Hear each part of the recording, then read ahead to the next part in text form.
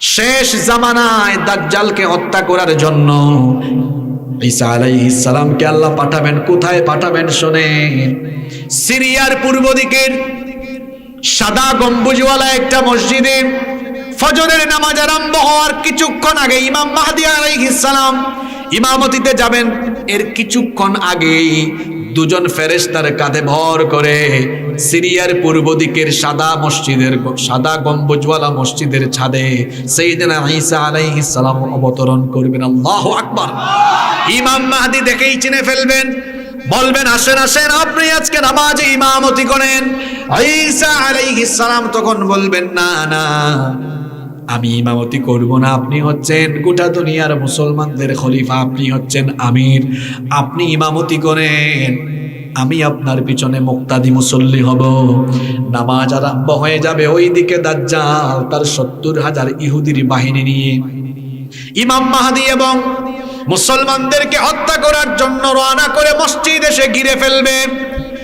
ওইদিকে দাজ্জাল তো জানে না তার জম চলে এসেছেন, ঈসা চলে এসেছেন, অবতরণ হয়েছে, জানেও না। যখন নামাজ শেষ হবে ঈসা আলাইহিস সালাম এবং ইমাম মাহদী মুসলমানদেরকে ঐক্যবদ্ধ করে যখন দাজ্জালের উদ্দেশ্যে তারাও বের হবেন, তখন দাজ্জাল ঈসা আলাইহিস সালামকে দেখে আল্লাহর হাবিব হাদিসে এমন করে বলেছেন, পানির মধ্যে লবণ পড়লে লবণ কি হয়ে যায়? পানি হয়ে যায়। আল্লাহর নবী বলেছেন দাজ্জাল ঈসা আলাইহিস সালামকে দেখে কাপুরুষের মতো গলে যাওয়ার অবস্থা হবে। কিসের আর যুদ্ধ? দাজ্জাল তখন ঈসা আলাইহিস সালামের ভয়ে পালানো আরম্ভ করবে। আল্লাহু আকবার। পালাতে পালাতে পালাতে পালাতে বর্তমানে ইসরায়েলের অসভ্য এই জারজ রাষ্ট্রের যে রাজধানী তারা ঘোষণা করেছে, তেল আবিবের অদূর নিকটবর্তী জায়গায় লুদ সিটির বাবে লুদে, সেখানে গিয়ে ঈসা আলাইহিস সালাম দাজ্জালকে ধরবেন। তারপরে দাজ্জালকে তিনি সেখানেই কতল করবেন। আল্লাহু আকবার। আর দাজ্জালের ৭০,০০০ বাহিনীর কি খবর? এদেরকে মুসলমানরা, মুসলিম মুজাহিদরা শায়েস্তা করা আরম্ভ করবে। ইহুদি সৈন্যরা যখন গাছের আড়ালে গিয়ে লুকাবে, সেদিন আল্লাহ গাছের জবানও খুলে দিবেন। নবীজি বলেছেন গাছ তখন বলবে, হে আল্লাহর মুজাহিদ, আমার আড়ালে এক ইহুদির বাচ্চা, তারে তুমি ধরো আর জাহান্নামে পাঠাও। আল্লাহু আকবার। ইহুদির বাচ্চারা দেয়ালের আড়ালে লুকাবে, দেয়ালের জবান খুলে যাবে। আল্লাহ চাইলে মনে হয় জবান খুলে দিতে পারেন না। দুলনায় থাকা অবস্থায় অনেক শিশুর জবান খুলেছে। এই রকম ঘটনা বলতে গেলে তো অনেক সময় লাগবে। ঈসা নবী মায়ের কোলে থাকা অবস্থায় কথা বলেছেন, কি বলেন নাই? জুরাইজের ঘটনা জানেন, ইউসুফ নবীর সময়ের ঘটনা জানেন। এরকম প্রায় ৬টা ঘটনা আছে। ৬টা বাচ্চা মায়ের কোলে থাকা অবস্থায় কথা বলেছে। ইউটিউবে দেখবেন, আমার এই আলোচনা আছে, অনেক লম্বা, শুনে নিন ওখান থেকে। তা আল্লাহ চাইলে কি জবান খুলে দিতে পারেন না? আরো জোরে বলেন। দেয়ালও বলবে, আল্লাহর বান্দা, আল্লাহর মুজাহিদ, আমার আড়ালে এক ইহুদি লুকায়া আছে, তারে ধরো। ৭০,০০০ বাহিনী শেষ, সবাই শেষ। ইসলাম ছিল, ইসলাম আছে, ইসলাম ইসলাম বিরোধীরা থাকবে না, কারণ ইসলামের হেফাজত সরাসরি যিনি করেন তিনি কি? ইমাম মাহদীকে আমরা চিনব কিভাবে? ইমাম মাহদীকে চেনার জানার উপায় বলে গিয়েছেন মুহাম্মাদুর রাসূলুল্লাহ সাল্লাল্লাহু আলাইহি ওয়াসাল্লাম। ইমাম মাহদী কোন বংশ থেকে আসবেন, তার নাম ঠিকানা কি হবে, কিভাবে তিনি খেলাফত বা পৃথিবী শাসনের জন্য মনোনীত হবেন এবং কত বছর তিনি রাজত্ব করবেন, কোথায় তার হেডকোয়ার্টার, কোথায় তার হেড অফিস হবে, সব বলে দিয়েছেন মুহাম্মদ সাল্লাল্লাহু আলাইহি ওয়াসাল্লাম। ইমাম মাহদীর পরিচয়গুলো শুনতে মন চায় আপনাদের? শুনতে মন চায়? আগামীর পৃথিবীর নেতৃত্ব দিবেন যিনি, তার নাম কি? হ্যাঁ, ইমাম আলাইহিস সালাম। আসেন আমরা ইমাম মাহদীর পরিচয় জেনে নেই। প্রথম কথা হলো তিনি কখন আসবেন, কোন সময়ে আসবেন। আল্লাহর হাবিব বলেছেন আবু সাঈদ আল খুদরি রাদিয়াল্লাহু আনহু এই হাদিসের বর্ণনাকারী সাহাবী, তিনি বলছেন রাসূল করিম সাল্লাল্লাহু আলাইহি ওয়াসাল্লাম বলেছেন, ইয়াখরুজু ফি আখিরি উম্মতি আল মাহদি। আল্লাহর হাবিব বলেছেন আমার উম্মতের আখিরি জামানায়, কিয়ামতের আগে শেষ জামানায় ইমাম মাহদির আগমন হবে। তাহলে ইমাম মাহদি আসবেন শেষ জামানায়। এরপরে ইমাম মাহদি কোন বংশ থেকে আসবেন, কোন বংশের মানুষ তিনি হবেন? আবু দাউদের ভেতরে এই হাদিস বর্ণিত হয়েছে, ইবনে মাজায় এই হাদিস বর্ণিত হয়েছে। নবী করিম সাল্লাল্লাহু আলাইহি ওয়াসাল্লাম বলেছেন, আল মাহদি মিন ইত্রাতি মিন ওয়ালাদি ফাতিমা। আল্লাহর হাবিব বলেছেন, আমার কলিজার টুকরা মেয়ে ফাতিমা, তার সন্তানদের বংশধারা থেকে ইমাম মাহদির আগমন হবে। তাহলে ইমাম মাহদি আসবেন নবীজির মেয়ে ফাতিমা রাদিয়াল্লাহু আনহার সন্তানদের বংশধারা থেকে, আলী রাদিয়াল্লাহু আনহুর বংশধারা থেকে ইমাম মাহদি হবেন তিনি। আলী রাদিয়াল্লাহু আনহু এবং ফাতিমাতুজ জাহরা রাদিয়াল্লাহু আনহার বংশধারা থেকে আসবেন যিনি। তারপরে ইমাম মাহদির নাম কি হবে, ঠিকানা কি হবে, বাপের নাম কি হবে? আল্লাহর হাবিব বলেছেন, লা ইয়াযহাবুদ দুনিয়া, ততদিন পর্যন্ত দুনিয়া ধ্বংস হবে না, হাত্তা ইয়াবাআসাল্লাহু রাজুলাম মিন আহলি বাইতি, যতদিন না আমার বংশধারা থেকে একজন আগমন করে গোটা দুনিয়াতে খেলাফত কায়েম না করে। ইউআতি ইসমুহু ইসমি ওয়াসমা আবিহি ইসমা আবি, তার নাম হবে আমার নামে, তার বাবার নাম হবে আমার বাবার নামে। আমার নাম হচ্ছে মুহাম্মদ, মাহদি হয়ে যিনি আসবেন তার নাম হবে মুহাম্মদ। আমার বাবার নাম হলো আব্দুল্লাহ, ইমাম মাহদির বাবার নাম হবে আব্দুল্লাহ। তার মানে ইমাম মাহদি হয়ে যিনি আসবেন তার নাম হবে মুহাম্মদ বিন আব্দুল্লাহ। ইমাম মাহদির দৈহিক বৈশিষ্ট্য কেমন হবে? আল্লাহর হাবিব বলেছেন, আল মাহদি মিন্নি আজলাল জাবহা আকনাল উনুফ। আল্লাহর হাবিব বলেছেন, ইমাম মাহদির এই ললাট কপাল প্রশস্ত হবে, উজ্জ্বল হবে এবং তার নাক লম্বা হবে। কখন তিনি দুনিয়াতে আসবেন? নবীজি বলেছেন, হিনা ইউমলাউল আরদু জাওরা ওয়া যুলমা, গোটা দুনিয়াতে যখন জুলুমে, অত্যাচারে, নির্যাতন, নিপীড়নে ভরে যাবে, সারা দুনিয়াতে যখন নির্যাতন চলবে, নিপীড়ন চলবে, অবিচার চলবে, অন্যায় চলবে, তখন ইমাম মাহদিকে পাঠাবেন কে? সারা দুনিয়া এখন মুসলমানদের উপরে জুলুম কম না বেশি? দেখেন না এখন চোর ডাকাতেরা বুক ফুলাইয়া জেলখানার বাহিরে, আর কোরআন হাদিসের গবেষকেরা জেলখানার ভেতরে। সারা দুনিয়াতে জুলুমে ভরে গিয়েছে, চতুর্দিকে জুলুম, চতুর্দিকে অন্যায়, চতুর্দিকে অবিচার। এই অন্যায় আর অবিচারে যখন গোটা দুনিয়া পরিপূর্ণ হয়ে যাবে, তখন মজলুমদের জন্য ইমাম মাহদিকে যিনি পাঠাবেন, গলার আওয়াজ বড় করে বলেন, তিনি কে? ইমাম মাহদি যখন দুনিয়াতে আসবেন, ইমাম মাহদি আসলে, ইমাম মাহদি চলে আসলে দুনিয়ার পট কিভাবে পরিবর্তন হবে? আল্লাহর হাবিব বলেছেন, ইয়ামলাউল আরদা কিসতাম ওয়া আদলা কামা মুলিআত যুলমান ওয়া জাওরা। তিনি আসার আগে গোটা দুনিয়া যেমন জুলুমে, অত্যাচারে পরিপূর্ণ ছিল, তিনি আসার পরে জুলুম, অত্যাচার দূর করে দিয়ে গোটা দুনিয়াকে ন্যায় আর ইনসাফ ভিত্তিক শাসন ব্যবস্থা দিয়ে তিনি পরিপূর্ণ করে দিবেন। আল্লাহু আকবার। শুধু তাই নয়, তিনি যখন আগমন করবেন, ইয়াসকিহিল্লাহুল গায়স, আসমান থেকে রহমতের বারিধারা নাজিল করবেন কি? তিনি যখন দুনিয়াতে আসবেন, তখন তার আগমনের ফলে, ইসলামী শাসন ব্যবস্থার ফলে এত বেশি বরকত আল্লাহর তরফ থেকে আসবে। তুখরিজুল আরদু নাবাতাহা, ফসলের মাঠে ফসলের সমারোহে ভরে যাবে। ইউতিল মালা সিহাহান, তিনি সুষম বন্টন নীতি চালু করবেন। একটা সমাজ এবং রাষ্ট্রের উন্নতির জন্য সুষম বন্টন নীতিটা অত্যন্ত গুরুত্বপূর্ণ।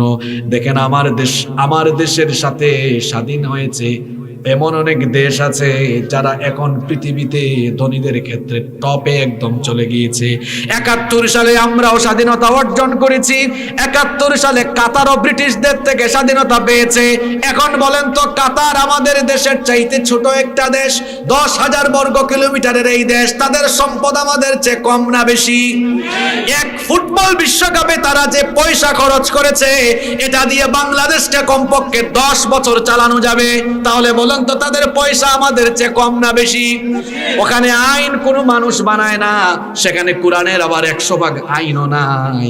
আইন আছে সামান্য, অল্প একটু আইন আছে। শান্তি অল্পতেও কম না বেশি? অনেক বেশি। সুষম বন্টন নীতি, এটা হলো গুরুত্বপূর্ণ একটা বিষয়। আমার দেশে তো সম্পদের কমতি নাই। আমার বাড়ি সিলেটে, সিলেটে গেলে দেখবেন সেখানে আছে পাথরের খনি। দেশের ৭০% পাথর সরবরাহ হয় সিলেট থেকে। আমার বাড়িও পাথরের এলাকায়, একদম পাথর আর পাথর। নিজের চোখে ছোটবেলা থেকে দেখেছি পাথর খনিজ সম্পদ। আমার দেশে আছে পাথরের খনি, আছে কয়লার খনি, আছে গ্যাসের খনি, চায়ের খনি। এই তো উত্তরবঙ্গে গেলেই দেখবেন হায় রে হায়, মাঠ ভরা ফসল, ধান, আলু। এই যে শীতকাল এসেছে, শীতকালে দেখবেন এই টাঙ্গাইল থেকে আরম্ভ করে পঞ্চগড়, ঠাকুরগাঁও, দিনাজপুর পর্যন্ত ফসলের মাঠে ফসল আর ফসল। রাজশাহীর দিকে গেলে দেখা যায় আমের বাগান আর আমের বাগান, লিচু বাগান, আম বাগান। আমার দেশে সম্পদের অভাব নাই, এত সম্পদ। আসল কথা হলো, আমার দেশে আছে যেমন সম্পদের খনি, এই সম্পদগুলোকে লুটপাট করে খাওয়ার জন্য আছে চোর আর ডাকাতের খনি। এই চোর আর ডাকাতগুলো যদি সুষম বন্টন নীতি কায়েম করত, চোর ডাকাতের পরিবর্তে যদি আল্লাহওয়ালা মানুষরা শাসন ব্যবস্থায় থাকতো, এই দেশে নেয়ামতে নেয়ামতে ভরে যেত।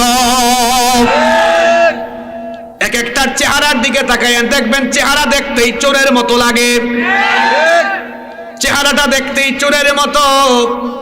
দেখবেন গাঁজা খাইতে খাইতে গাল ভেঙে গেছে, সিগারেট টানতে টানতে অবস্থা খারাপ, জেনা করতে করতে তার চেহারা শেষ, মদ খাইতে খাইতে শেষ। এই হলো অবস্থা। যদি আল্লাহওয়ালা মানুষরা সমাজ নেতৃত্ব দেয়, তাহলে সমাজের মধ্যে নিয়ামত আল্লাহ দিবেন কম না বেশি? আসতে বলবেন না, জুড়ে বলেন কম না বেশি? ইমাম মাহদির একটা বৈশিষ্ট্য হলো ইউতিল মালা সিহাহান, সুষম বন্টন নীতি চালু হয়ে যাবে তার জামানায়। চুরি থাকবে না, বাটপারি থাকবে না, দুর্নীতি থাকবে না।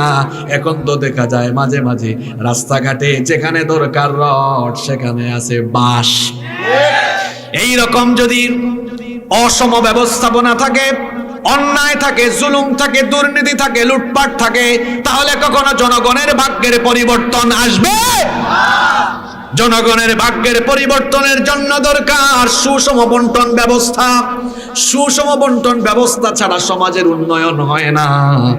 ইমাম মাহদির বৈশিষ্ট্য হলো, আল্লাহর হাবিব বলেছেন ইউতিল মালা সিহাহান, সুষম ইনসাফ ভিত্তিক বন্টন নীতি তিনি চালু করবেন, যার কারণে তার জামানায় তাকসুরুল মাশিয়া, গবাদি পশু বেড়ে যাবে। ওয়া তাযুমুল উম্মাহ, তিনি উম্মতকে সুসংহত করবেন, শক্তিশালী করবেন।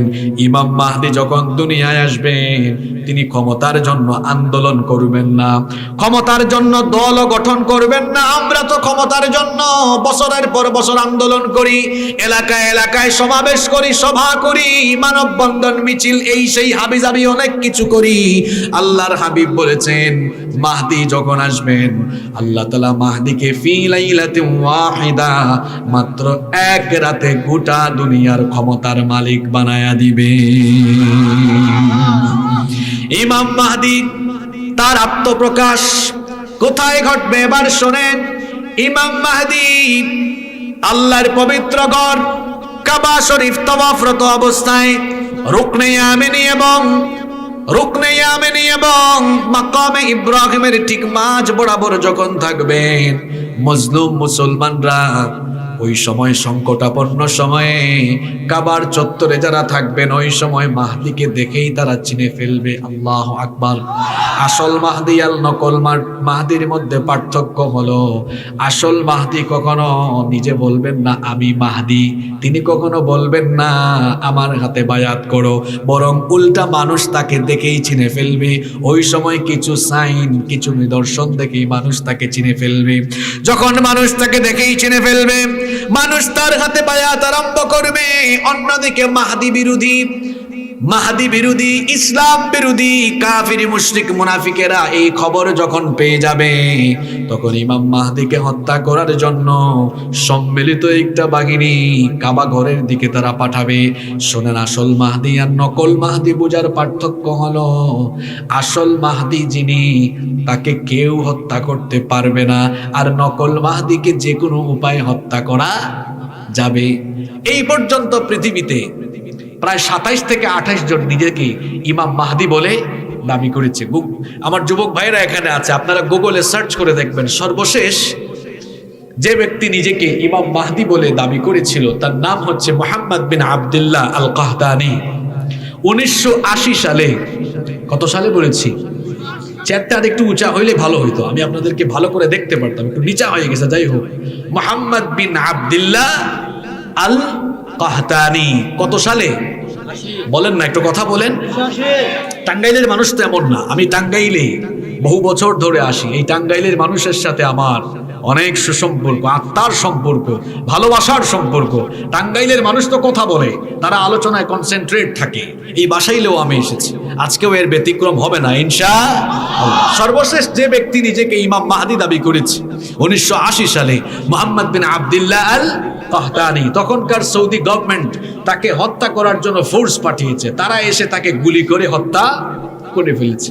কিন্তু আসল মাহদিকে হত্যা করার জন্য মাহদি বিরোধী লোকেরা যখন সৈন্য পাঠাবে, আল্লাহর হাবিব বলেছেন, শোনেন, এই হাদিসটি মুসলিম শরীফের মধ্যে বর্ণিত হয়েছে। নবীজি বলেছেন, ইয়াউদু আইদুম বিল বাইত। আমি বড় আশ্চর্য হই, আমি বড় অবাক হই এই কারণে, আল্লাহর ঘরে যখন আমারই বংশ থেকে আসা পৃথিবীর নেতৃত্ব দানকারী ইমাম মাহদি আল্লাহর ঘরে আশ্রয়ে থাকবেন, সেই সময় ফায়ুবাতু ইলাইহি বাস, তাকে হত্যা করার জন্য একটা দল প্রেরণ করা হবে। কিন্তু ওই সৈন্য দল যখন ফাইদা কানু বিবাইদাই মিনাল আরদি খুসিফা বিহিম, তারা যখন রওনা দিয়ে বাইদা নামক স্থানে পৌঁছাবে, ওই সৈন্য দলকে মাটির তলায় যিনি ধসায়া দিবেন তিনি কি? তাহলে ইমাম মাহদিকে সরাসরি যিনি হেফাজত করবেন তিনি কি? তার কোনো এসএসএফ নাই। এসএসএফ মানে বুঝেন, special security force. Special security, prime minister কিংবা প্রেসিডেন্ট যখন কোনো এলাকায় যান, দেখবেন পুলিশ র্যাব একদম কুত্তা নিয়ে নেমে যায়। 10 হাত 20 হাত পর পর পুলিশ, ডিএসবি, এসবি, এনএসআই, তারপরে সকল বাহিনী নেমে যায়। আবার রাষ্ট্রের গুরুত্বপূর্ণ পদে থাকা ব্যক্তিদের জন্য আলাদা বাহিনী, এসএসএফ, স্পেশাল সিকিউরিটি ফোর্স। ইমাম মাহদির জন্য দুনিয়ার কোনো ফোর্স থাকবে না। ইমাম মাহদিকে যিনি সরাসরি শত্রুদের থেকে হেফাজত করবেন তিনি কি? সেই আল্লাহর শক্তি কম না বেশি? সেই আল্লাহ যদি কাউকে ধ্বংস করতে চান, আল্লাহর কি অস্ত্র লাগে নাকি? ফেরাউনকে আল্লাহ ধ্বংস করার জন্য আল্লাহর কি কোনো বোমা লাগছে নাকি? এই ফেরাউনের শক্তি ছিল কম না বেশি? এই ফেরাউন মানুষের উপর এত জুলুম করেছে, ফেরাউনকে ধ্বংস করার জন্য আল্লাহর সৈন্য হচ্ছে পানি। পানির অপর নাম জীবন, আবার পানির অপর নাম হলো মরণ। নূহ নবীর সময়ে বন্যা দিয়ে, পানি দিয়ে কাফেরদের আন্ডা বাচ্চা সুদ্ধা এদেরকে শেষ করে দিয়েছেন কি? আবার ফেরাউন তার সৈন্যবাহিনী সহ লোহিত সাগরে পানিতে চুবায়া চুবায়া যিনি মেরেছেন তিনি কি? তাহলে পানির অপর নাম যেমন জীবন, তেমনি পানির অপর নাম মরণ। বড় বড় কাফিরকে সাইজ করতে আল্লাহর কোনো অস্ত্র লাগে নাই, সামান্য পানি দিয়ে আল্লাহ শেষ করেছেন।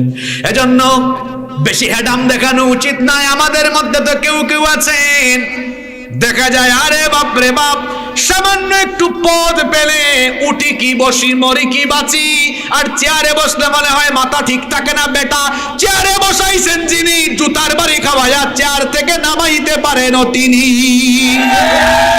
সকল ক্ষমতার মালিক যিনি, জুড়ে বলেন তিনি কে? ইমাম মাহদিকে হত্যা করার জন্য যখন সম্মিলিত বাহিনী আসবে, এদেরকে মাটির তলায় গেড়ে দিবেন কি? আসতে বলবেন না, জুড়ে বলেন কি? ইমাম মাহদি আগমনের খবর যখন গোটা দুনিয়ায় ছড়িয়ে যাবে, আল্লাহর হাবিব বলেছেন সর্বপ্রথম খুরাসানের দিক থেকে কালো পতাকাবাহী লোকেরা মাহদির সৈন্য হওয়ার জন্য রওনা করবে। এই যে আফগানিস্তান, তুর্কমেনিস্তান, কাজাখিস্তান সহ এই অঞ্চল থেকে কালো পতাকাবাহী লোকেরা মাহদির সৈন্য হওয়ার জন্য তারা যাবে। আমরা যদি সেই জামানা পেয়ে যাই, মাহদির সৈন্য হতে রাজি আছি না নাই? আল্লাহর হাবিব বলেছেন ফাইদা রাআইতুমুহু ফাবাইউহু ওয়ালাউ হাবওয়ান আলা সালজ। আল্লাহর নবী বলেছেন যদি তোমরা ইমাম মাহদি আসার খবর পাও, তাহলে বরফের উপরে হামাগুড়ি দিলে বরফের উপরে হামাগুড়ি দিয়ে হলেও মাহদির হাতে বায়াত গ্রহণ করো। ইমাম মাহদি দুনিয়াতে আসার পরে তিনি এই দুনিয়াতে রাজত্ব করবেন, এই দুনিয়াতে তিনি কোরআনী শাসন কায়েম করবেন। কত বছর শোনেন, আল্লাহর হাবিব বলেছেন ইয়ামলিকু সাবআ সিনিন ওয়া ফি রিওয়ায়াতিন উখরা 9 সিনিন। এক বর্ণনায় এসেছে 7 বছর, আর এক বর্ণনায় এসেছে 9 বছর। এই 7 কিংবা 9 বছর তাকে দিয়ে যিনি রাজত্ব করাবেন তিনি কি? কষ্ট হচ্ছে আপনাদের? ইমাম মাহদি আসবেন, মুসলমানরা আবারও শক্তিশালী, আবারও শক্তিশালী। পৃথিবীতে মুসলমানরাই আবার নেতৃত্ব দিবে। একবার পুরুষরা পৃথিবী নেতৃত্ব দিয়েছিল। ইমাম মাহদি আসবেন, গোটা দুনিয়া মুসলমানরা শাসন করবে। আজকে পশ্চিমা বিশ্ব, আমেরিকা বলছে যে ফিলিস্তিনকে শেষ করে দাও। এখানে আলেম উলামা আছেন। কিয়ামতের আলামতগুলো 2 প্রকার, আলামাতুস সুগরা, আলামাতুল কুবরা। ছোট ছোট আলামত শতাধিকের উপরে, আর বড় আলামত হলো 10টা। কিয়ামতের বড় আলামত 10টা। এই 10টা আলামতের ভেতরে 3টা আলামত বলি। আল্লাহর হাবিব বলেছেন সালাসাতু খুসুফুন ফিল আরদ। কিয়ামতের আগে পৃথিবীর 3 দিকে 3টা বড় বড় ভূমিধস হবে। কয়টা ভূমিধস? পিছন থেকে আওয়াজ আসে না কেন? কয়টা ভূমিধস? এই 3টা ভূমিধস কোন কোন দিকে হবে? নবীজি বলেছেন খাসফুন বিল মাশরিক, একটা পৃথিবীর পূর্ব দিকে, ওয়া খাসফুন বিল মাগরিব, আরেকটা পৃথিবীর পশ্চিম দিকে, আর আরেকটা হলো ওয়া খাসফুন বিজাজিরাতিল আরব, আরেকটা জাজিরাতুল আরবে। বিশ্ব মানচিত্র তো বুঝেন আপনারা, তাই না? বলেন তো পশ্চিমে কোন দেশ? কথা কন না কেন আপনারা? আমেরিকা। তার আরো কিছু গোলাম আছে না? তার আরো কিছু গোলাম দেশ পশ্চিমে থাকে। এই পশ্চিমারা হুঙ্কার দেয়, মধ্যপ্রাচ্যে মোড়লগিরি করে, মিডল ইস্টে করছে, এশিয়ায় করছে, ইউরোপে, আফ্রিকায়, সব দেশে তারা মোড়লগিরি করছে। অসভ্য ইহুদিরা যখন গাজায় আক্রমণ চালিয়েছে, সমর্থন দিয়েছে, বলতে শেষ করে দাও। আমরা পশ্চিমা বিশ্বকে বলতে চাই ফিলিস্তিনিরা শেষ হবে না। নবীজির ভবিষ্যৎবাণী অনুযায়ী কিয়ামতের আগে আমেরিকা বলে কোনো দেশ থাকবে না। বিশ্ব মানচিত্র থেকে আমেরিকা এবং পশ্চিমে থাকা তাদের গোলাম দেশগুলো মাটির নিচে চলে যাবে। আর যে ফিলিস্তিনিদেরকে বলা হচ্ছে এরা শেষ, এদেরকে শেষ করে দাও, গাধার দল, আগামীর বিশ্বকে শাসন করবে এই মজলুম ফিলিস্তিনিরা। আপনাদের কি বিশ্বাস হয়? বিশ্বাস না হইলে নাই। আমরা তো নবীজির হাদিস পড়েছি, কিতাবুল ফিতান পড়েছি। কিতাবুল ফিতানে আখেরি জামানার ফিতনার অধ্যায়গুলোতে এই সব বর্ণনা আছে না নাই? ইমাম মাহদি আসবেন পৃথিবীতে, ইসলামের পতাকা পতপত করে উঠবে, ইসলাম বিজয়ী হিসাবে সারা দুনিয়ায় প্রতিষ্ঠা হয়ে যাবে। আলহামদুলিল্লাহ। ঠিক সেই সময় আবার গোটা পৃথিবীকে ফিতনায় ভরে দেওয়ার জন্য আসবে মাসিহুদ দাজ্জাল। কে আসবে? মাসিহুদ দাজ্জালের পুরা নাম হলো, ফুল নেম।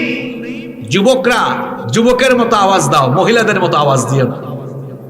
দাজ্জালের ফুল নেম হলো মাসিহুদ দাজ্জাল। মাসিহ, দাজ্জাল দুইটা শব্দের সমন্বয়ে তার নাম। একটা হলো মাসিহ। এর নাম মাসিহ কেন? মাসিহ শব্দটি আলেমরা বুঝবেন, এটা মাসহুন মাদ্দা থেকে এসেছে। মাসহুন মানে হলো মাসে করা। মাসে করা বুঝেন তো আপনারা? আমরা যখন অজু করি, সকল অঙ্গ প্রত্যঙ্গ ধৌত করি অজুর, কিন্তু অজুর সময় মাথা আমরা কি করি? দাজ্জালের নাম মাসিহ কেন? কারণ হলো তার একটা চোখ মুছে দেওয়া থাকবে, ব্রু সহ গোটা চক্ষুটা চামড়ার নিচে আবরণ দেওয়া থাকবে। কয় চোখা হবে? জোরে বলেন। এই জন্য তার একটা নাম মাসিহ। ঈসা আলাইহিস সালামকেও কি বলা হয়? মাসিহ। কেন বলা হয় জানেন? ঈসা আলাইহিস সালামের মুআজিজা ছিল, তিনি যখন কোনো অন্ধ ব্যক্তির চক্ষুকে মাসিহ করে দিতেন, আল্লাহ তার চোখের আলো দিয়ে দিতেন। তিনি যখন কোনো কুষ্ঠরোগীর গায়ে হাত বুলিয়ে দিতেন, আল্লাহ ওই ব্যক্তির কুষ্ঠরোগ ভালো করে দিতেন। সুবহানাল্লাহ বাড়িতে গিয়া বলিয়েন। আবার মাসিহ শব্দের আরেকটা অর্থ হলো, কামুস আরবিক ডিকশনারি খুললে দেখবেন মাসিহ শব্দের আরেকটা অর্থ হলো ভূপৃষ্ঠে বিচরণকারী। এই দাজ্জাল মক্কা মদিনা, অন্য আরেকটা হাদিসে এসেছে মসজিদে তুর এবং মসজিদে আকসা, এই চারটি পবিত্র স্থান ছাড়া সারা পৃথিবীতে সে মুহূর্তেই ঘুরে বেড়াতে পারবে এবং মানুষকে ফিতনায় ফেলবে। যেহেতু সে সারা দুনিয়া ভ্রমণ করবে, ভূপৃষ্ঠে বিচরণ করবে, এই জন্য তার নাম হচ্ছে মাসিহ। গেল মাসিহ শব্দের ব্যাখ্যা। তাকে দাজ্জাল বলা হয় কেন? দাজ্জাল শব্দটি আদ-দাজলু মূল ধাতু থেকে এসেছে। এর অর্থ হলো আদ-দাজ্জাল ইয়ানি আল খালাত, মানে হচ্ছে সত্যের সাথে মিথ্যা মিশ্রণ করে দেওয়া, ভণ্ডামি, প্রতারণা, ধোঁকাবাজি। দাজ্জাল হবে মহাভণ্ড, দাজ্জাল হবে মহাপ্রতারক, দাজ্জাল হবে মুখোশধারী। এজন্য আরবিতে তার নাম হচ্ছে, দূরে বলেন, দাজ্জাল। এই দাজ্জাল তাকে চিনবেন কেমনে? দাজ্জালের মোট 12টা বৈশিষ্ট্য। কয়টা বৈশিষ্ট্য? আপনাদের কি কষ্ট হচ্ছে? তাহলে বলেন দাজ্জালের মোট কয়টা বৈশিষ্ট্য? দাজ্জালের মোট 12টা বৈশিষ্ট্য। নাম্বার 1, 1 নাম্বার হলো দাজ্জাল কোনো জিন ভূত থেকে আসবে না। দাজ্জাল দেখতে হবে মানুষের মতো, তবে সাধারণ মানুষের মতো নয়, কিছুটা অস্বাভাবিক আকৃতি তার ভেতরে থাকবে। নাম্বার 2, 2 নাম্বার হলো আল্লাহর হাবিব বলেছেন, আলা ইন্নাল মাসিহাদ দাজ্জাল আওয়ারুল আইন। ও আমার উম্মত শোনো, দাজ্জালের ব্যাপারে সাবধান হও। দাজ্জালের এক চোখ হবে কানা, দাজ্জাল হবে কানা। দাজ্জাল কানা আইনাহু আইনাবাতুন তাফিয়া, চোখ হবে ফুলা আঙ্গুরের মতো। 3 নাম্বার হলো আল্লাহর হাবিব বলেছেন, ইন্নাহু শাবুন কাতাত, সে হবে বিশাল আকৃতির এক যুবক। নাম্বার 4, 4 নাম্বার হলো আন্নাহু আহমার, তার গায়ের চামড়া হবে লাল। অন্য বর্ণনায় এসেছে সে তো বর্ডার অধিকারী হবে। নাম্বার 5, 5 নাম্বার হলো আন্নাহু জাদুশ শার, চুল হবে অস্বাভাবিক কুকরানো। টাঙ্গাইলে আপনারা কুকরা চুলকে কি বলেন? কুকরাই বলেন না? দাজ্জালের চুল হবে কুকরানো। নাম্বার 6, 6 নাম্বার হলো ইন্না মাসিহাদ দাজ্জাল রাজুলুন কাসীরুন আফহাজ, দাজ্জাল হবে বেটে। বেটেকে আপনারা আঞ্চলিক ভাষায় কি বলেন? খাটো। শুদ্ধ ভাষা এটা। ওই নোয়াখালীতে বলে বাইট্টা, আমাদের সিলেটে বলে বাট্টি। কি বলে?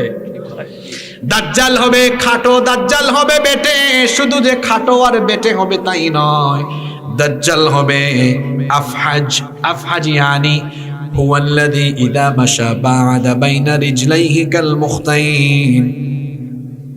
দাজ্জাল হবে এমন খতনা করা ছেলে, যেমন খতনা করার পরে যে স্টাইলে হাঁটে, দাজ্জালও ঠিক ওই স্টাইলে হাঁটবে।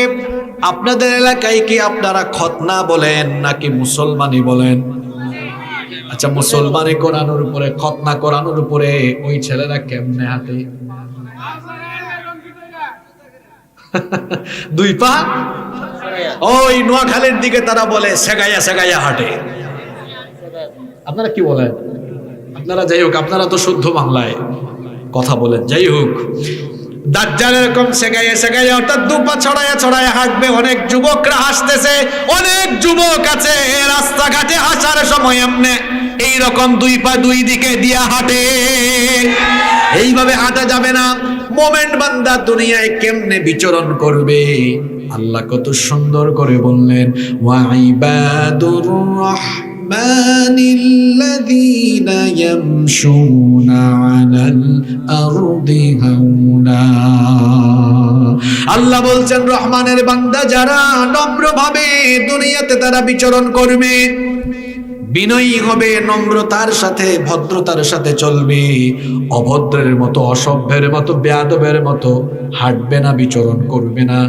আমরা যখন ছোট ছিলাম, রাস্তাঘাটে যখন মুরব্বি দেখতাম, বয়সে বড় কাউকে দেখতাম, তখন আমরা বেশি আওয়াজ না করে ভদ্রভাবে চলে যেতাম। এখন ছোট ছোট ছেলেরা, কিশোর মানুষ দেখা যায় রাস্তাঘাটে মুরব্বি, রাস্তাঘাটে বয়সে বড় মানুষ একটু তুয়াক্কাও করে না। দেখা যায় যেমনি ইচ্ছা সেভাবেই তারা হেঁটে চলে যায়। যুবকরা দেখা যায় মুরব্বির সামনে বিড়ি সিগারেট খায়া খায়া হেঁটে চলে যায়। এই রকম অসভ্যতামি আমাদের টাঙ্গাইলে নাই? হ্যাঁ,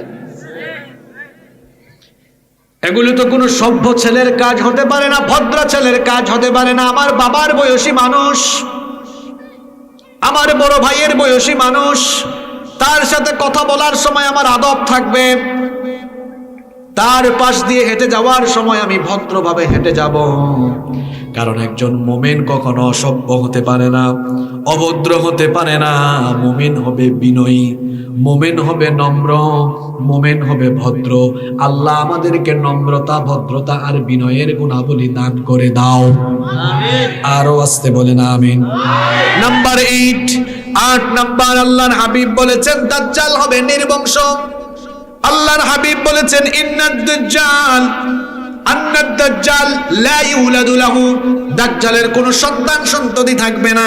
নাম্বার 9 নাম্বার হলো দাজ্জাল দেখতে হবে একটু অস্বাভাবিক, বিরাট আকৃতির। নাম্বার 10 নাম্বার হলো দাজ্জাল হবে একটু ঘাড় তেরা।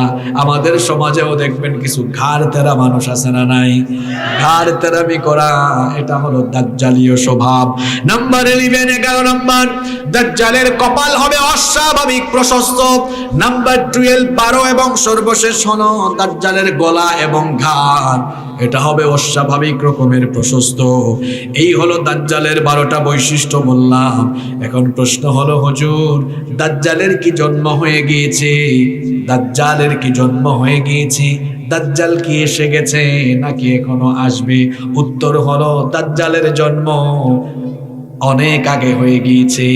দাজ্জাল আত্মপ্রকাশ করে নাই, কিন্তু দাজ্জালের জন্ম হয়ে গিয়েছে। নবীজি বলেছেন দুনিয়াতে এমন কোন পয়গাম্বর নাই যেই পয়গাম্বর, যেই নবী বা রাসূল তার উম্মতকে দাজ্জালের ফিতনার ব্যাপারে সতর্ক করেন নাই।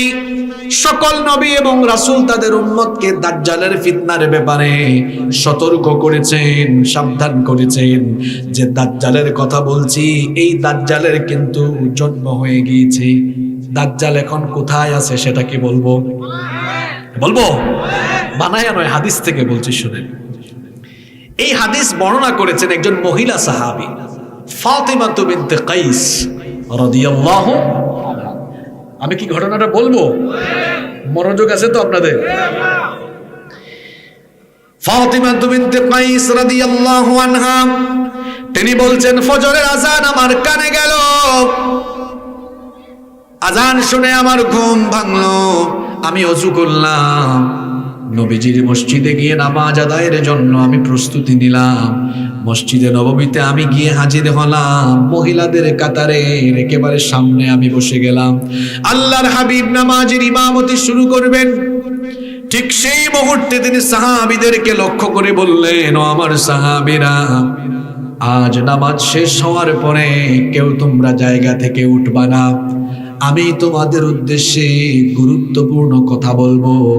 এরপরে নবীজি নামাজের ইমামতি শুরু করলেন। নামাজ যখন শেষ হয়ে গেল, তিনি বলছেন সকল সাহাবীরা তখন নিজ নিজ জায়গায় বসে গেলেন। আল্লাহর হাবিব দাঁড়িয়ে সাহাবীদের উদ্দেশ্যে বক্তব্য দিলেন। আল্লাহর হাবিব তখন বললেন, ও আমার সাহাবীরা শোনো, তামিমদারি এতদিন খ্রিস্টান ছিল, ইতিমধ্যে সে আমার কাছে এসে ইসলাম কবুল করে মুসলমান হয়ে গিয়েছে। তামিমদারি আমার কাছে দাজ্জালের ব্যাপারে এমন খবর নিয়ে এসেছে, দাজ্জাল সম্পর্কে সে আমাকে এমন কিছু কথা বলেছে, দাজ্জালের ব্যাপারে আমি তোমাদেরকে যে কথাগুলো বলা দরকার সেগুলোর সাথে তামিমদারির কথাগুলোর মিল থাকায় সেই ঘটনা আমি তোমাদের সামনে বয়ান করছি। আল্লাহর হাবিব তখন সাহাবীদের সামনে এবার বলা আরম্ভ করলেন। তিনি বললেন, তামিমদারি মুসলমান হয়েছে। তামিমদারি আমাকে বলেছে লাখাম এবং জুজাম গোত্রের 30 জন সাথী নিয়ে তারা নৌ ভ্রমণে বের হয়েছিল। আমাদের এখনকার জামানায় যত নৌকা আছে, জাহাজ আছে, জাহাজের মধ্যে নৌকার মধ্যে ইঞ্জিন আছে না নাই? সেই জামানায় নৌকা বা জাহাজে ইঞ্জিন ছিল না, তখন নৌকা বা জাহাজে পাল বেঁধে দেওয়া হতো। পাল চিনেন তো আপনারা? হ্যাঁ, বাদাম বলেন না? আচ্ছা, যেটাই বলেন আপনারা। পাল বেঁধে দেওয়া হতো, বাতাসের মাধ্যমে, পালের মাধ্যমে নৌকা জাহাজ চলতো। আল্লাহর হাবিব বললেন, তারা যখন নৌ ভ্রমণে বের হলেন, পাল বেঁধে দিলেন, তাদের জাহাজ চলতে লাগলো। হঠাৎ করে সামুদ্রিক ঝড়ের কবলে তারা পড়ে গেলেন। সামুদ্রিক ঝড়ের কবলে পড়ে যাওয়ার কারণে একদিন 2 দিন নয়, 30 দিন তারা সাগরের উত্তাল তরঙ্গমালায় ঢেউয়ের মধ্যে তারা এইভাবে করে অস্বাভাবিক অবস্থায় তারা ছিলেন। 1 মাস পরে একদিন আসরের পরে সন্ধ্যার কিছুক্ষণ আগে একটি অচিন দ্বীপে তাদের জাহাজ গিয়ে অবতরণ করলো। তারা তখন জাহাজ থেকে নামলেন। এরপরে ওই অচিন দ্বীপে তারা হাঁটা আরম্ভ করলেন। কিছুক্ষণ হেঁটে যেতে যেতে তারপরে তারা তাদের সামনে হঠাৎ করে একটা অস্বাভাবিক প্রাণী দেখলেন।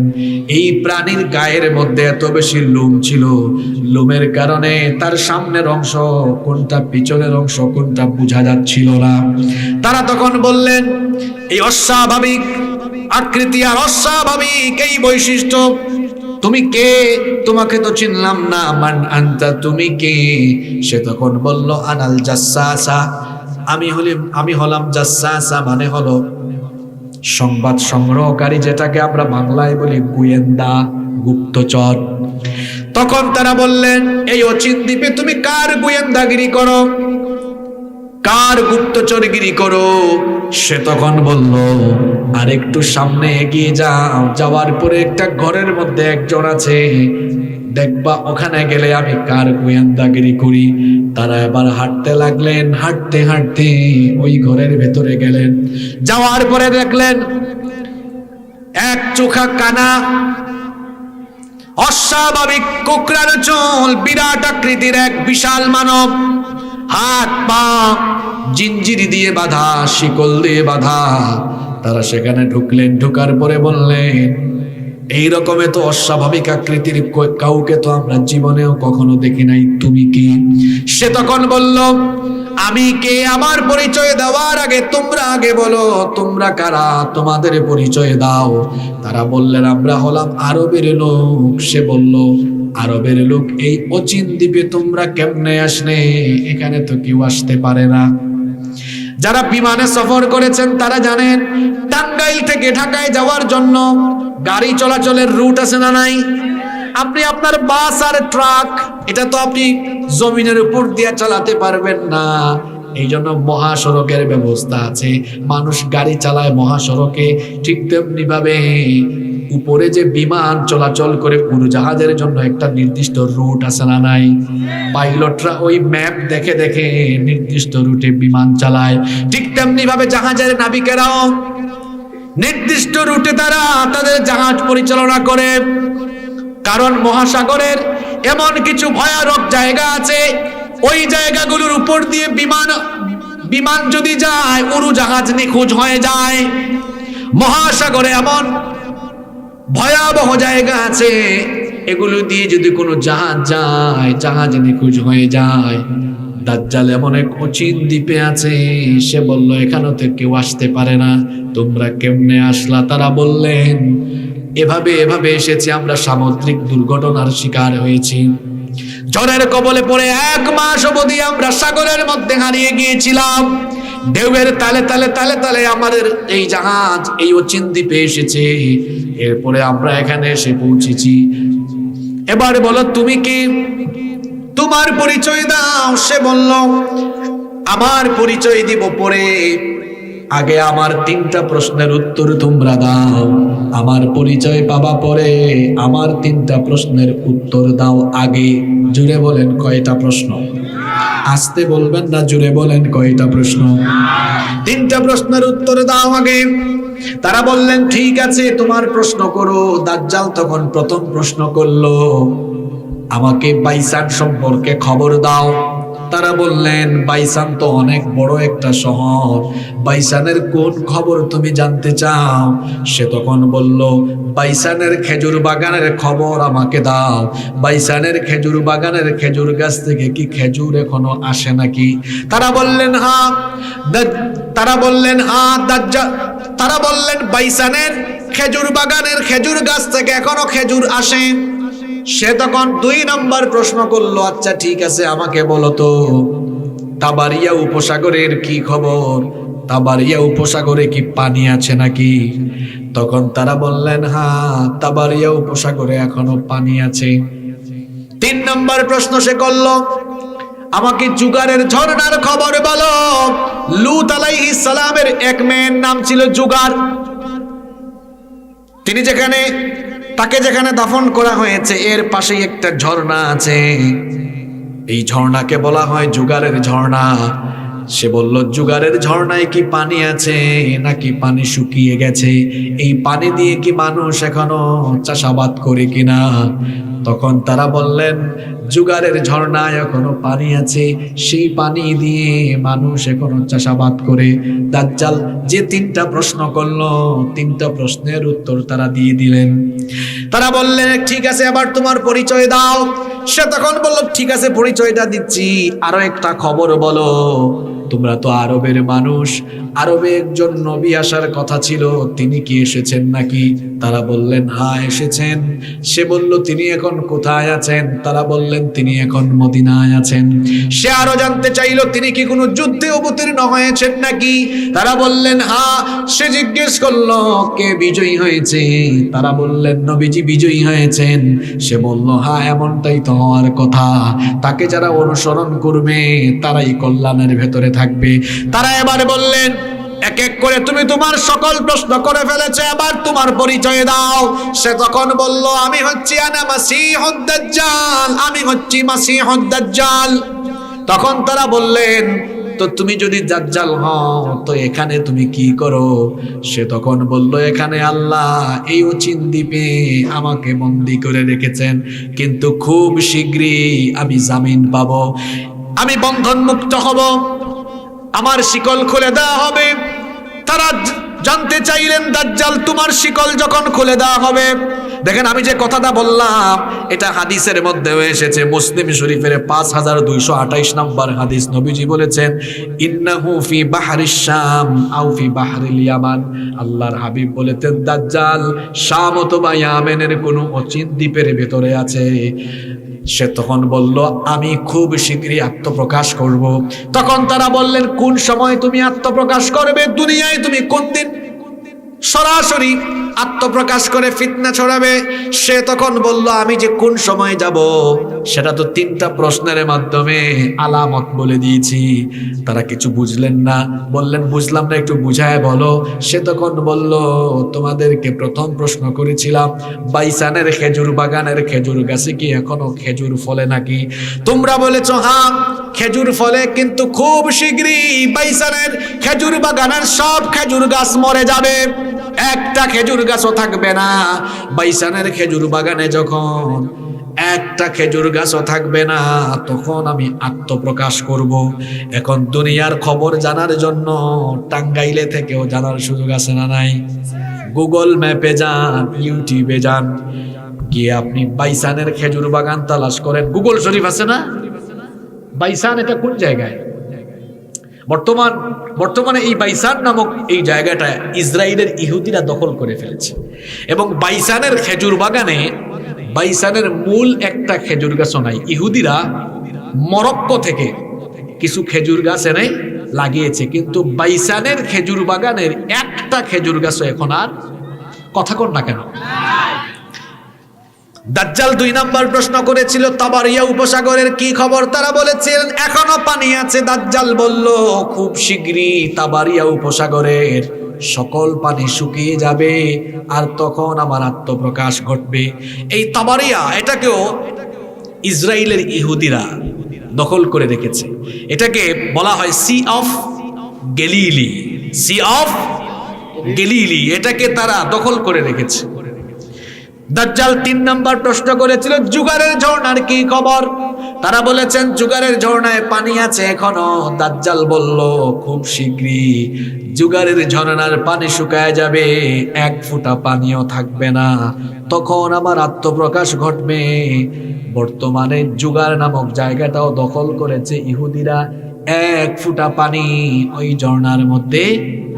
তাহলে বলেন তো, দাজ্জাল আসার সকল আলামত দেখা গেছে কি যায় নাই? তার মানে দাজ্জাল আসার সময় খুব নিকটবর্তী। এখানে আরেকটা তথ্য আপনাদেরকে দিই, দাজ্জাল আসার সাথে যে স্থানগুলো সম্পর্কিত, আলামতগুলো সম্পর্কিত, এই সব কয়টা জায়গা দখল করেছে এখন কারা?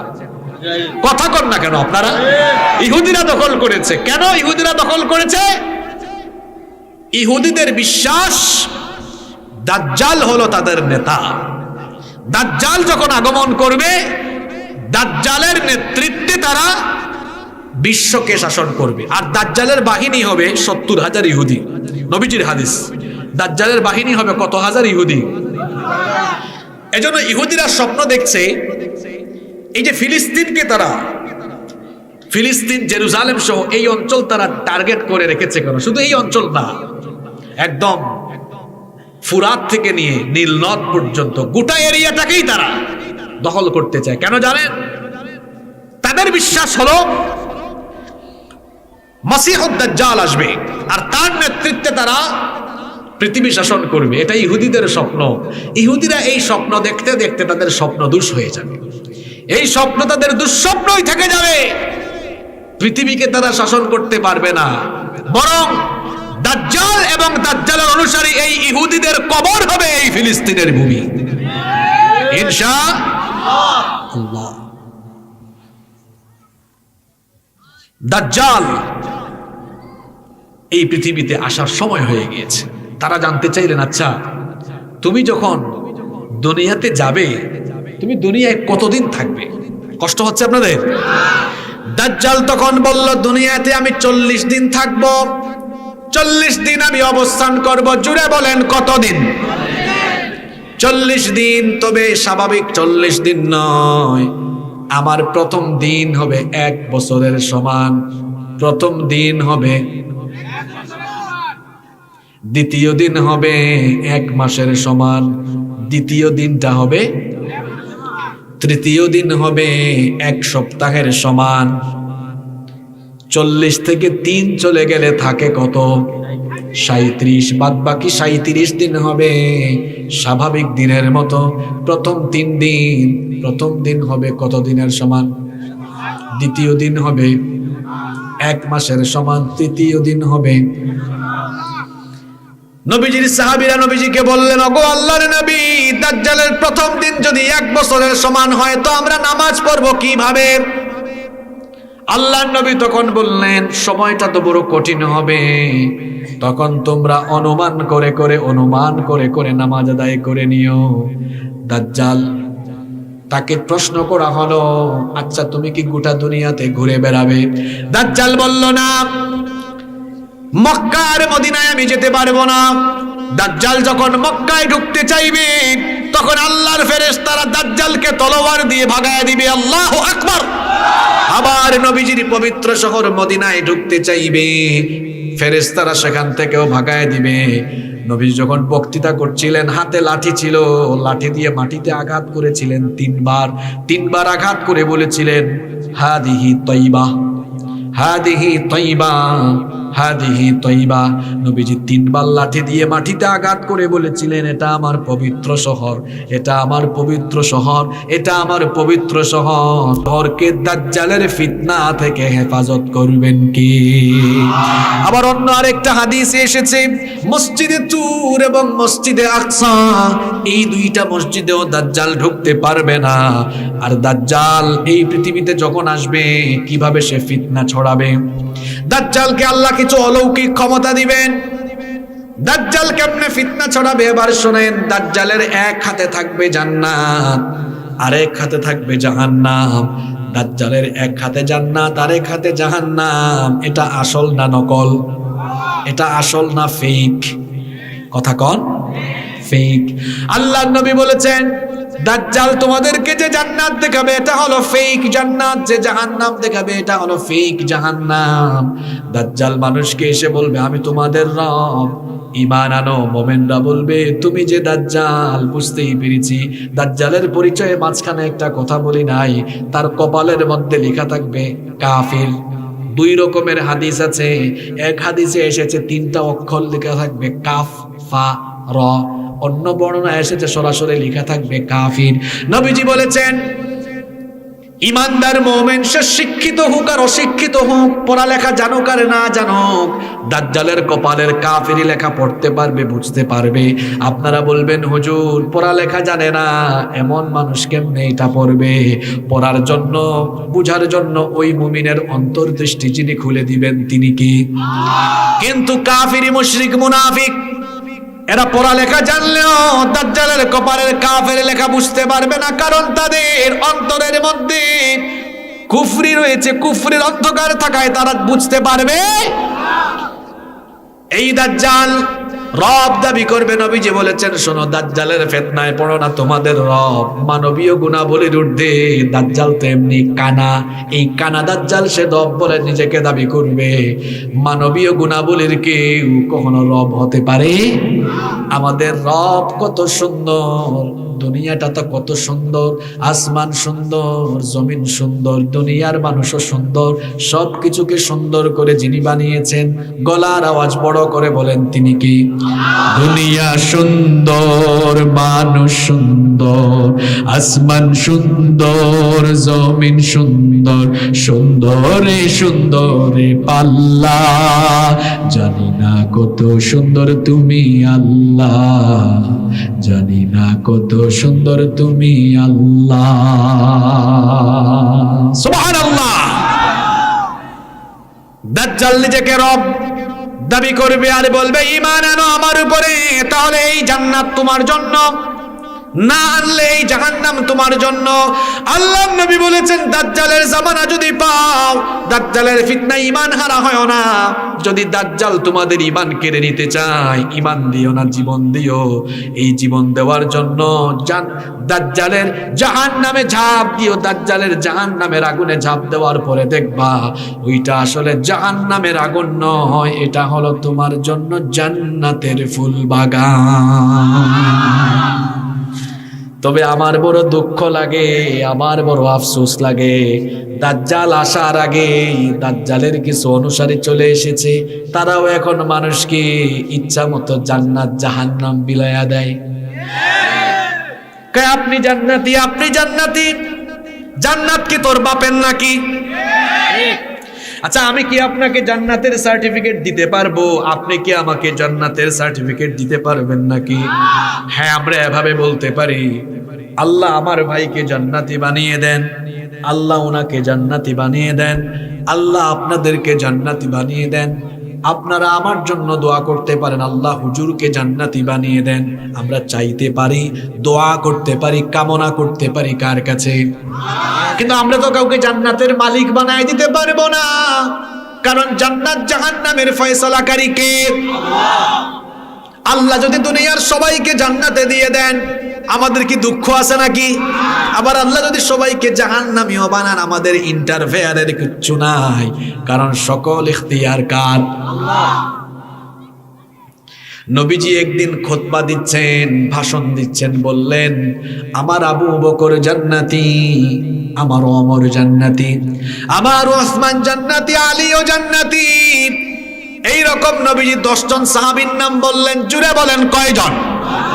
10 জন সাহাবীর নাম বলার পরে নবীজি বললেন আমার এই 10 জন সাহাবীকে জান্নাতের সুসংবাদ যিনি দিয়েছেন তিনি কে? জান্নাতের সুসংবাদ প্রাপ্ত 10 জন সাহাবী আছেন, এর বাহিরে আমরা কাউকে কেউ জান্নাতি বানায় দিতে পারবো? আখেরি জামানায় এমন কিছু আলেম বের হবে, দাজ্জালি স্টাইলের আলেম। এদের ব্যাপারে নবীজি বলেছেন উলামাউহুম শাররুম মান তাহতা আদিমিস সামা। আসমানের নিচে জমিনের উপরে এরা হবে নিকৃষ্ট। এরা হক কথা বলবে না, যেটা বলা দরকার সেটা বলবে না। দেখা যাবে ফাসিক ফুজ্জারদের পদলেহন করে, ফাসিক ফুজ্জারদের পা চাটা গোলাম হয়ে ইসলামের মুখোশ পরে ইসলামের সাথেই বেঈমানি করবে, গাদ্দারি করবে।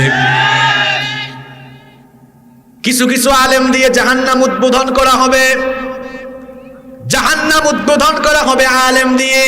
কোন আলেম? যারা উলামায়ে সু, যারা উলামার বেশ ধরে লেবাস ধরে ফাসিক ফুজ্জারদের পা চাটা গোলামি করে, যারা ইসলামের ক্ষতি সাধন করবে, যারা কিতমানে ইলম, ইলম জানার পরেও ইলমকে গোপন করবে, যারা জ্ঞান গোপন করবে, যারা সত্য কথা কোরআনের কথাগুলো গোপন করবে, তাদেরকে দিয়ে জাহান্নামকে উদ্বোধন করা হবে।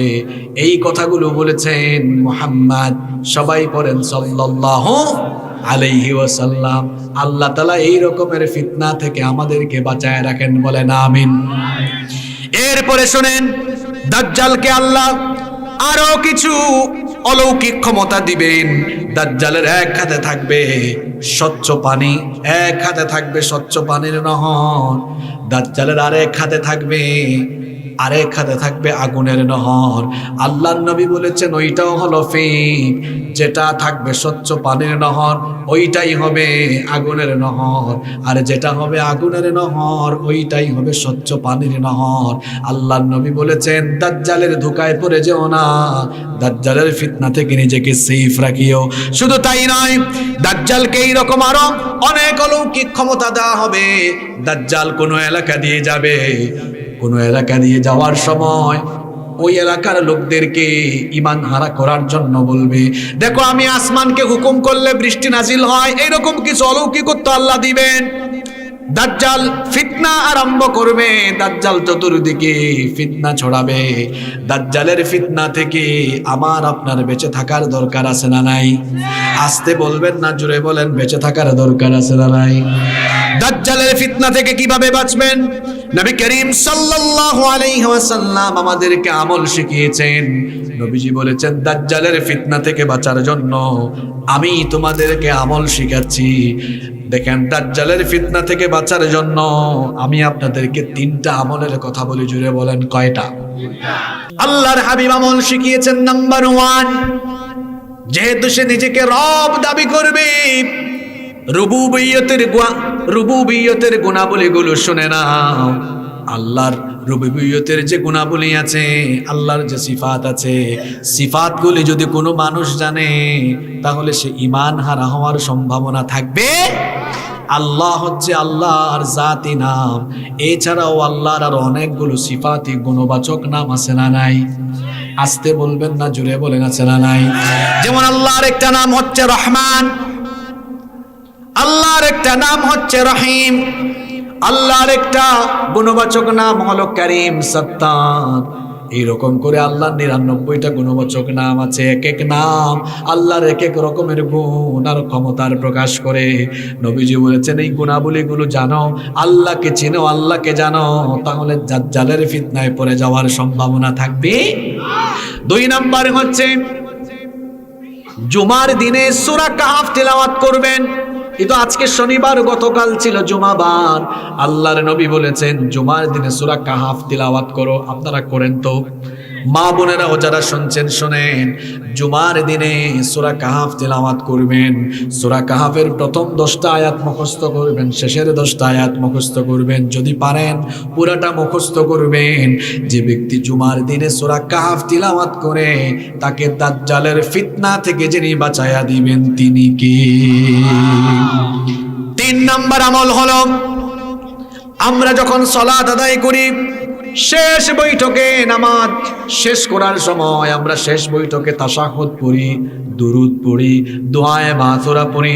সালাম ফেরানোর আগে আল্লাহর নবী বলেছেন 4টা বিষয় থেকে আল্লাহর কাছে আশ্রয় চাও, 4টা বিষয় থেকে আল্লাহর কাছে পানাহ চাও। আল্লাহুম্মা ইন্নী আউযু বিকা মিন আযাবি জাহান্নাম ওয়া মিন আযাবিল কবর ওয়া মিন ফিতনাতিল মাহইয়া ওয়াল মামাত ওয়া মিন ফিতনাতিল মাসীহিদ দাজ্জাল। সালাম ফেরানোর আগে এই 4টা বিষয়ে আশ্রয় চাইতে হবে। কার কাছে? এই দোয়াটা কার কার মুখস্থ আছে দেখি হাত তুলেন তো। হায় আল্লাহ, এত কম। বাকিরা কি করে না? নামাজের কোনো খবর নাই না? এই দোয়াগুলো কঠিন না, অনেক ইজি, সহজ। 1-1.5 লাইন মুখস্থ করতে পারবেন না? দেখি আমার সাথে সবাই মহব্বতে বলেন তো, আল্লাহুম্মা। আর একটু জোরে বলা যাবে? আল্লাহুম্মা ইন্নী আউযু বিকা মিন আযাবি জাহান্নাম ওয়া মিন আযাবিল কবর